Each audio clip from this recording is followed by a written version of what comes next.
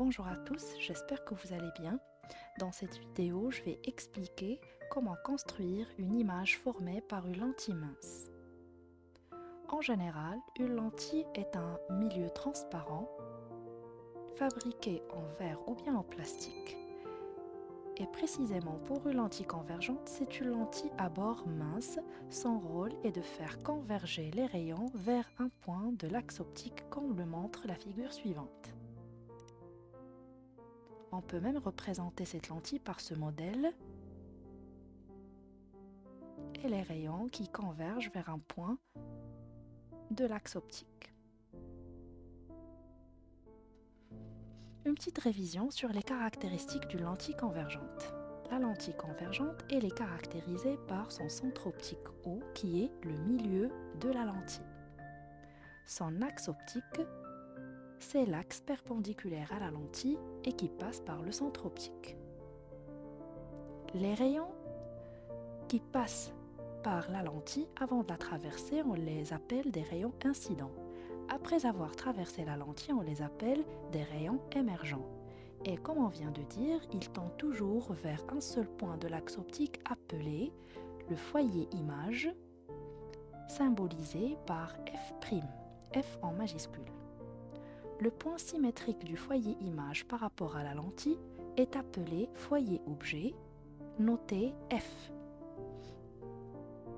La distance entre le centre optique et le foyer image est égale à la distance entre le centre optique et le foyer objet.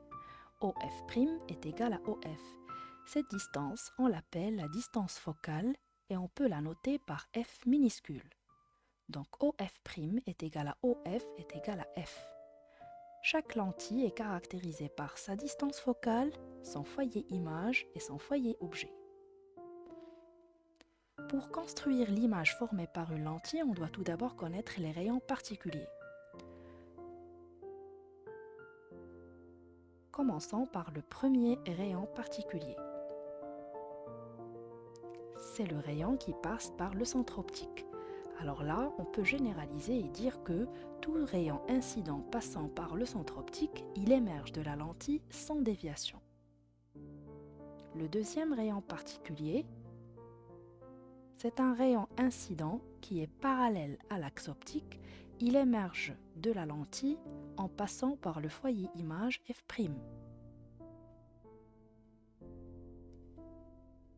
On généralise et on peut dire que tout rayon incident parallèle à l'axe optique émerge de la lentille en passant par le foyer image F'. Reste le troisième rayon particulier. C'est le rayon incident qui passe par le foyer image F. Il émerge de la lentille parallèlement à l'axe optique.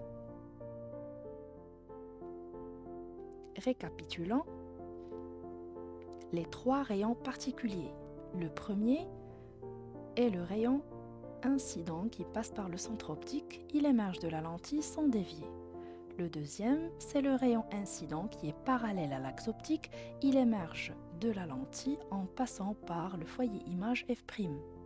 Le troisième, c'est le rayon incident qui passe par le foyer objet. Il émerge de la lentille parallèlement à l'axe optique. Passons maintenant à la construction géométrique. Alors pour tracer l'image formée par une lentille, on doit tout d'abord avoir les données. La première donnée qu'on doit avoir, c'est la distance focale. OF' est égal à OF est égal à 2 cm pour cette construction. Et puis, la distance entre la lentille et l'objet. L'objet lumineux ici, on a AB. La distance entre la lentille et l'objet, c'est OA, est égal à 5 cm. Et la troisième donnée qu'on doit avoir, c'est la taille de l'objet lumineux. AB, ici on a AB est égal à 2 cm. Alors pour tracer cette image formée par la lentille, on doit utiliser les rayons particuliers, les trois rayons particuliers qu'on vient de voir. Et ces rayons, ils doivent passer par le point B, parce qu'on va construire géométriquement l'image du point B qui est B'. Alors, commençons par le rayon particulier numéro 1. C'est le rayon qui passe par le point B et qui passe par le centre optique O. On vient de dire que ce rayon, il émerge de la lentille sans dévier. N'oublions pas de représenter le sens de propagation de la lumière sur les rayons par une flèche comme le montre la figure. Maintenant, on va tracer le deuxième rayon particulier, celui qui passe par le point B et qui est parallèle à l'axe optique. Celui-là, il va émerger de la lentille en passant par le foyer image F'. On voit bien que les deux rayons émergents, ils se croisent dans un point. Ce point-là, c'est l'image B'. Et comme ça, on peut tracer l'image A'B'. Après avoir construit l'image A'B' de l'objet lumineux AB, en traversant la lentille convergente L1 par exemple, on doit lire les caractéristiques de cette image. Tout d'abord, on peut remarquer que cette image, elle est réelle. Le mot réel, ça veut dire qu'elle est observable sur l'écran. Et l'écran, elle se trouve toujours à droite de la lentille. Deuxième caractéristique, c'est qu'elle est renversée. On la compare bien évidemment à l'objet lumineux. Donc l'image A'B', elle est renversée par rapport à l'objet AB. La troisième caractéristique, c'est que la taille de l'image A'B' est plus petite que la taille de l'objet AB.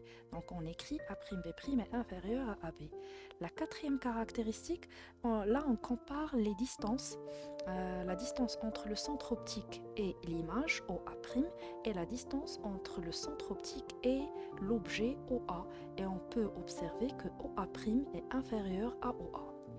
Alors ces caractéristiques, elles peuvent être différentes, ça dépend de la distance entre la lentille et l'objet. Voyons voir les différentes positions de l'image. On va commencer par la première position. OA est supérieur à 2F, ça ressemble à l'exemple qu'on vient de voir. Commençons la construction géométrique. Donc, comme on vient de dire, on doit utiliser les rayons particuliers. On commence par celui qui est parallèle à l'axe optique et passe par le point B. Il émerge de la lentille en traversant le foyer image F'. Le deuxième rayon, celui qui passe par B et par le centre optique, il émerge de la lentille sans dévier. Et donc, l'intersection des deux rayons, c'est le point B', l'image du point B. Et comme ça, on peut tracer l'image A'B'. On peut voir que A'B' est une image réelle puisqu'elle est observable sur l'écran, c'est-à-dire du côté droit de la lentille. Elle est renversée par rapport à l'objet et sa taille, elle est plus petite que la taille de l'objet. A'B' est inférieur de AB. Et puis on peut comparer la distance entre la lentille et l'image, elle est plus petite que la distance entre la lentille et l'objet.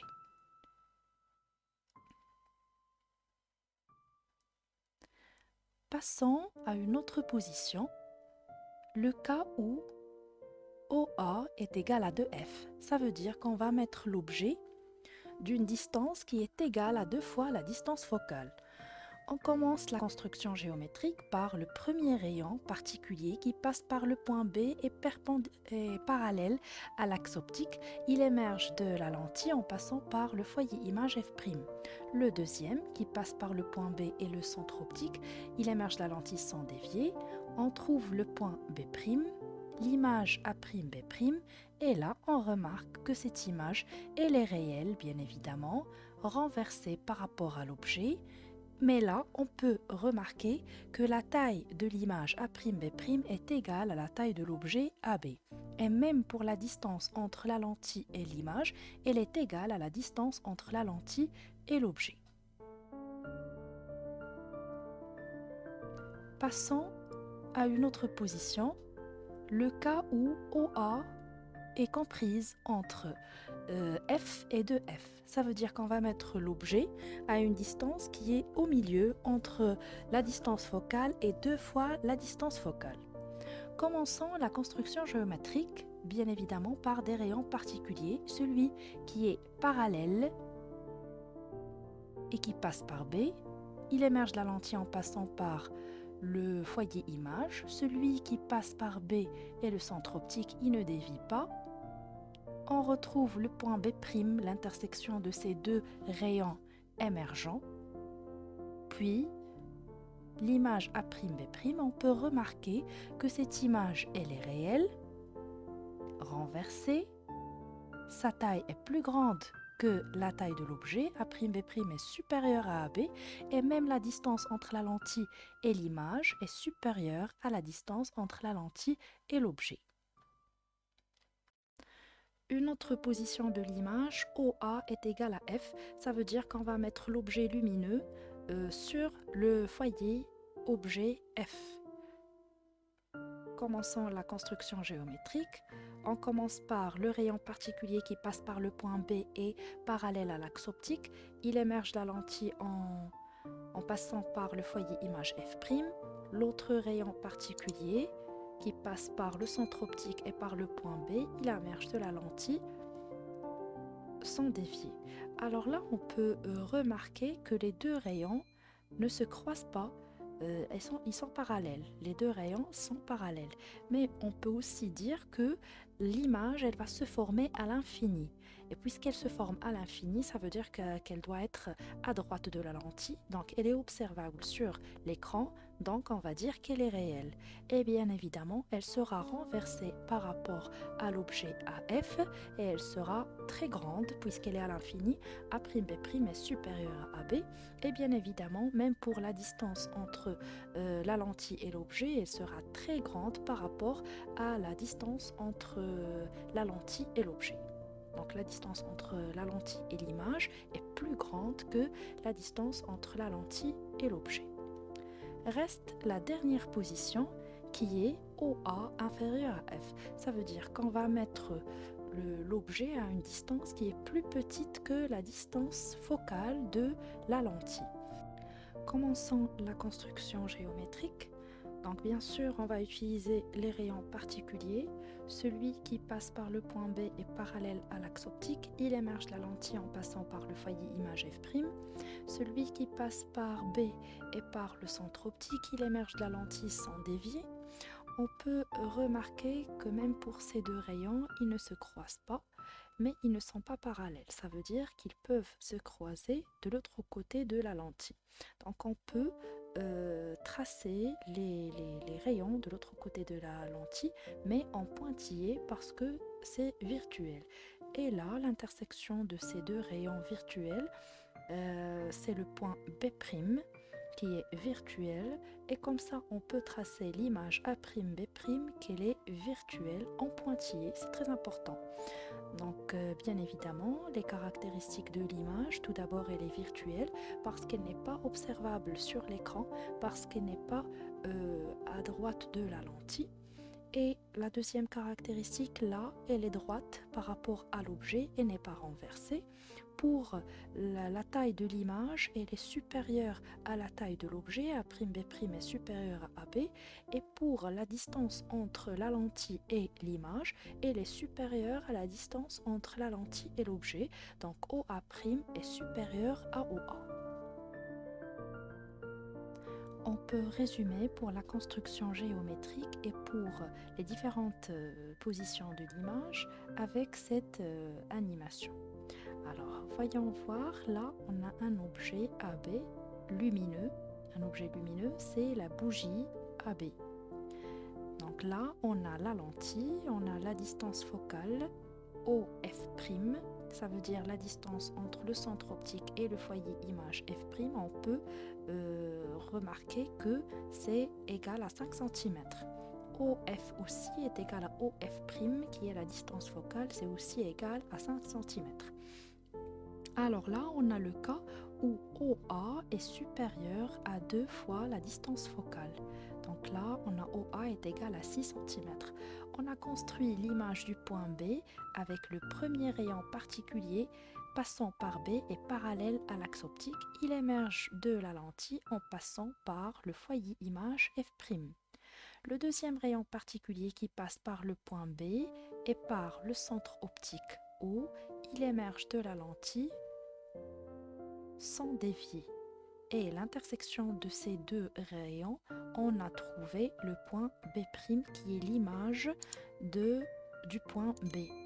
Donc là, on peut déduire que l'image A'B', elle est réelle, elle est renversée, et sa taille est inférieure à la taille de l'objet, la distance entre la lentille et l'image est inférieure à la distance entre la lentille et l'objet. Alors maintenant, on va déplacer l'objet et le mettre à une distance qui est égale à 2 fois la distance focale. Ça veut dire OA, elle va être égale à 5 cm. C'est ici exactement. Alors là, on peut déduire que l'image formée, elle est réelle et renversée, mais là, la taille de l'image, elle est égale à la taille de l'objet, et la distance entre l'image et la lentille est égale à la distance entre la lentille et l'objet. On va déplacer l'objet lumineux de telle sorte qu'il sera entre 2 fois la distance focale et la distance focale, comme ça par exemple. Alors là, on peut voir que l'image, elle est réelle et renversée, mais elle est plus grande que l'objet.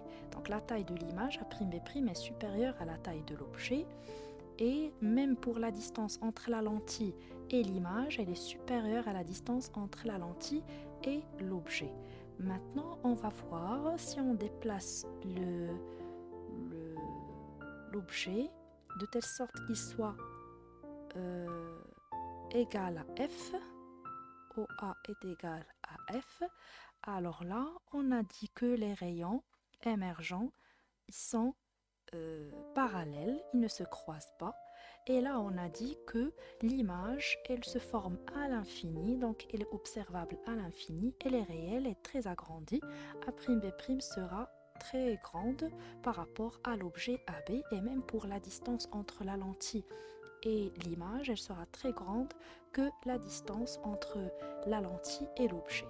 Maintenant, on va déplacer l'objet de telle sorte que OA soit inférieur à F.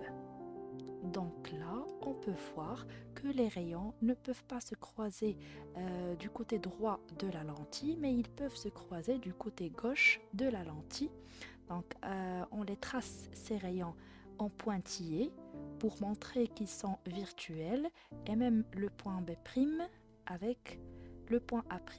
Donc là, on peut voir que l'image, elle n'est pas réelle puisqu'elle n'est pas observable du côté droit de la lentille. Donc elle est virtuelle, elle est droite par rapport à l'objet, elle n'est pas renversée comme on a vu dans les cas précédents. Et aussi pour la taille, elle est agrandie. La taille de l'image A'B' est supérieure que la taille de l'objet AB. Et même pour la distance entre la lentille O et A', la distance entre la lentille et l'image est supérieure que la distance entre la lentille et l'objet. Merci pour votre attention, j'espère que vous avez compris cette partie.